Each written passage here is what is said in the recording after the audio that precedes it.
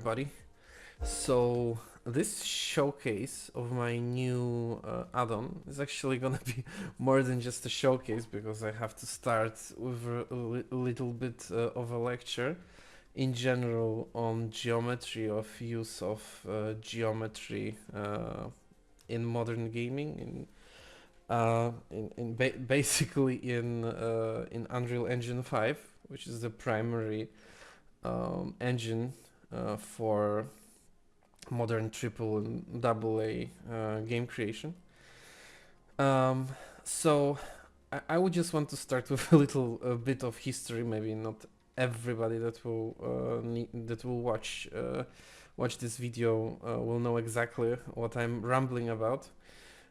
So this is here I've created just a simple mesh that's supposed to simulate a construction that you would put into an engine, like, I don't know, some hard surface sci-fi model.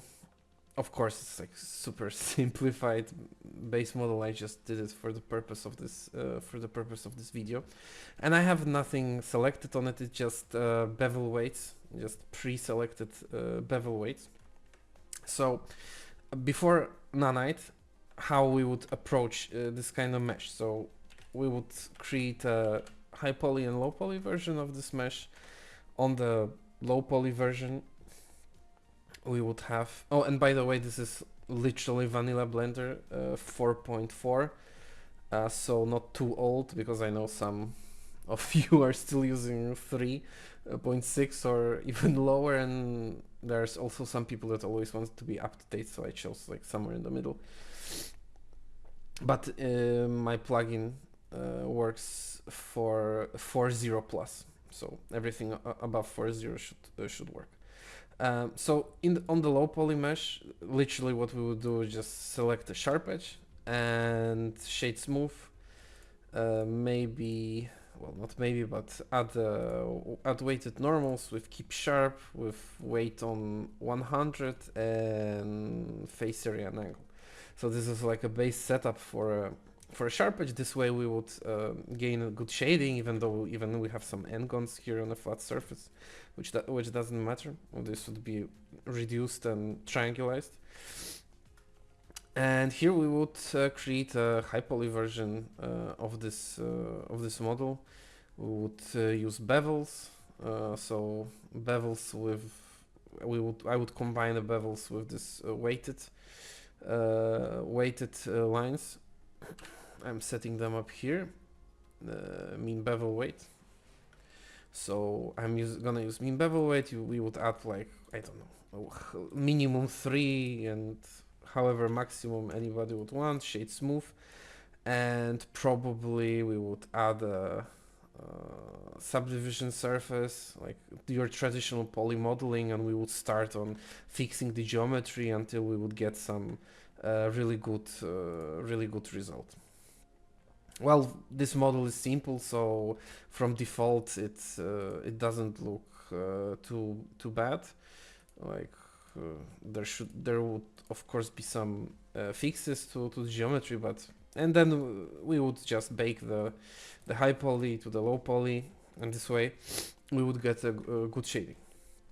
So what happened later when Unreal 5 came in and Nanite, like, people realized that they actually can have higher, denser geometry, that they don't need to optimize that much anymore. So in the very beginning, instead of this as a low poly, we would just use this as a low poly with even a denser mesh as a high poly. It would be all baked onto unique textures. So we would have heavy baked unique textures, plus we would have heavy geometry inside of the engine, which did not the geometry, because of Nanite, which works like a dynamic LOD system in a very simplified way, it did not tank the performance, but what it did, it tanked the memory. So the games would start to weigh thousands of gigabytes. It would be just unmanageable. So we had to at some point we had to cut on something. So that something would be the textures, because we still had target textures that are heavy and like 2K and all that geometry. So we had to cut down both, actually both, the texture amount and the geometry.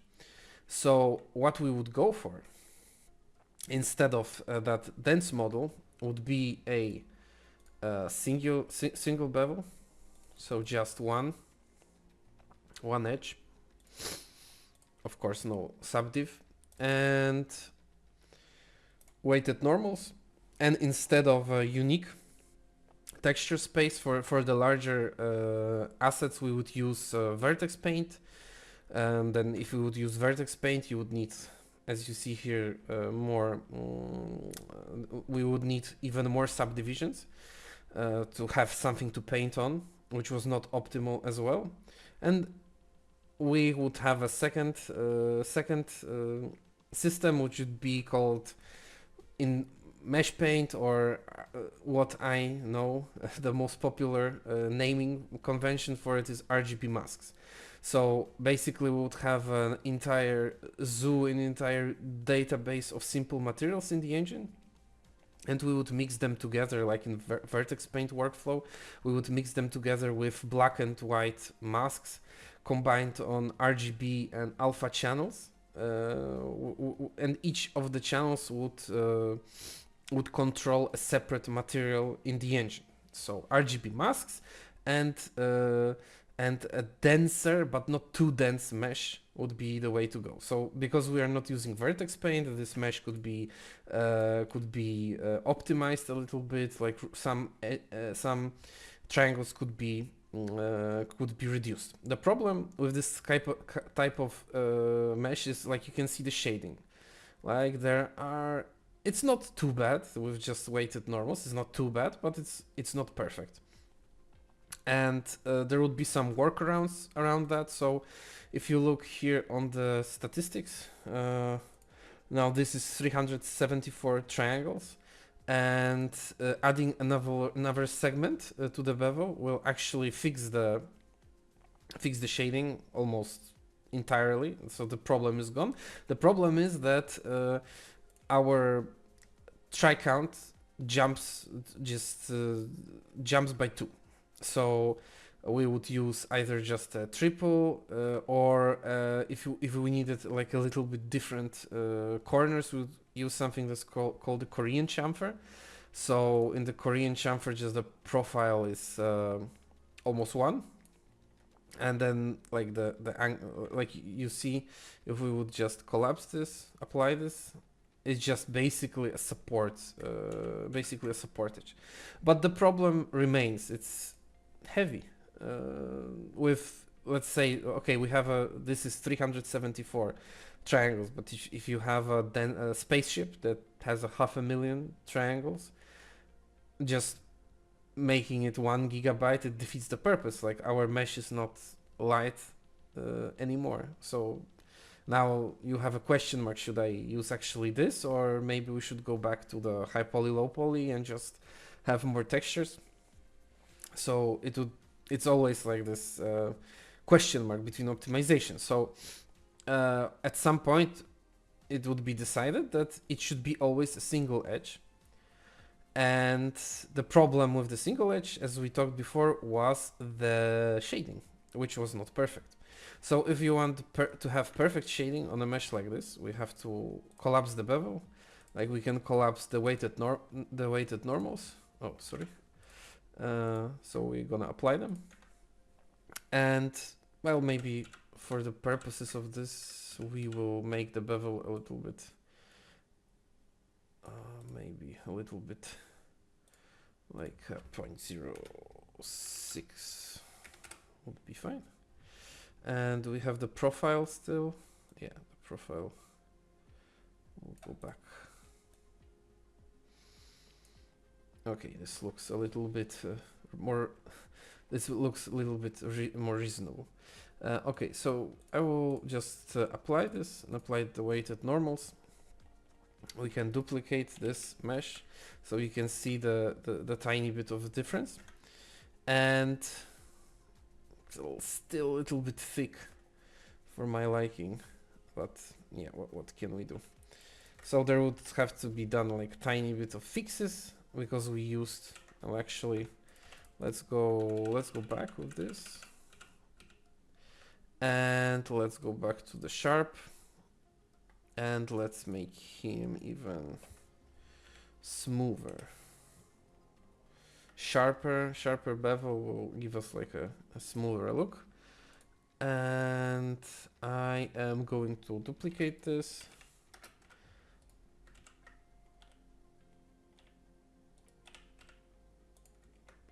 And we will leave this one as it is, just so we have a point of reference. And this one, we will just apply the modifiers on him. So if we would want to have the shading better, maybe not perfect, but better, we would have to select everything apart from the bevels. So this will take me a second.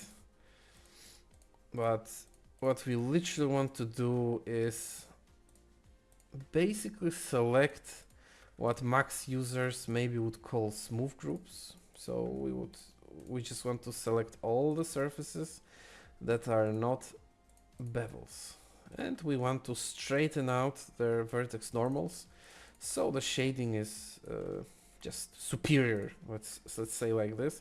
Of course, maybe with the shape that I've created, it doesn't look so bad.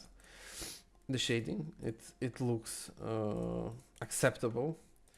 But in certain projects and also with different shapes, there are circumstances where you just have this ugly shading with a singular bevel. You cannot get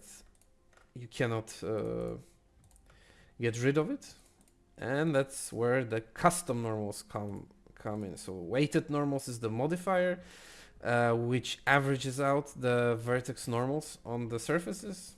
And when we will do the custom normals, the shading should be slightly improved. It comes in handy with more difficult shapes, which usually appear when you're working on sci-fi projects with much more difficult shapes. Okay, and this one, we are almost done with that. I said it's gonna be this showcase is gonna be more as a tutorial than an actual showcase of my plugin. Okay, so we have everything selected, and what I'm gonna do is press Alt N and set from face, and this will give us, like you can see, for example, here, better shading. The differences with this mesh, you can see here, is not much, but with more complex meshes, it really comes in handy. This workflow, you can see here, it's smoother, and especially on rounded corners, it looks better. So this is great. What is the problem? The problem is that this took me like 1 minute or 2 minutes on a mesh that has 354 triangles. And we can imagine, like, if we would add 3 zeros here to some, I don't know, helicopter that has 300,000, it would take me not 5 minutes, but 50 hours. Well, maybe not 50 hours, but 2-3 days of refining. And the problem is that this is irreversible. So I have a stack here, a bevel and weighted normals, which I can literally get rid of whenever I want. And this is just solid geometry. What if I want to change the shape now? It's gonna be very, very problematic. You see, like, the shading, everything is off now. Now I would have to select those edges again, set them from face, and check, like, oh, another mistake, like, oh, I didn't select this, and it would go on like that. So with a more with a project with that is more complex, this would be like a nightmare. You see, I had an n-gon now that I had to fill in, and because of that I would have to select everything again, around it and try to fix the shading. So this would or the bevel here is not what I have wanted in the beginning. I just noticed this. Now the shading here is distorted again. So this is one way to go if you want to have the perfect results. Like we want this to look like this, not like this. The problem is it's so time consuming. So here is a solution that I figured out. So all you have to have is the bevel weight selected on the mesh, and you open my plugin NormalForge and you click from bevel weights, and here we go. It is done. Of course the bevel is different. The size of the bevel is different. I think it was 0.4. There we go. We have what we wanted here, but with a single click. If you go inside, you can see now the geometry is selected. There is no n-gons on the bevels. It's great. The problem remains, what if we want to make some changes? Where here it comes, the restore original mesh and the save backups. So we can just restore to the original mesh and we can work on the geometry, and then we can press again from bevel weights, and just like that, for example, 8 hours of work on a spaceship can be done with a single click. And I know this add-on maybe seems very simple for people that do not work in the Nanite workflow, but trust me, if you work in the Nanite workflow, if you are part of a bigger studio that gives you sci-fi meshes one after another, this is just a lifesaver. I wished I had it on my previous productions. The productions I worked on, I wish I had it. It would be so much time spared, like literal days of selecting the bevels.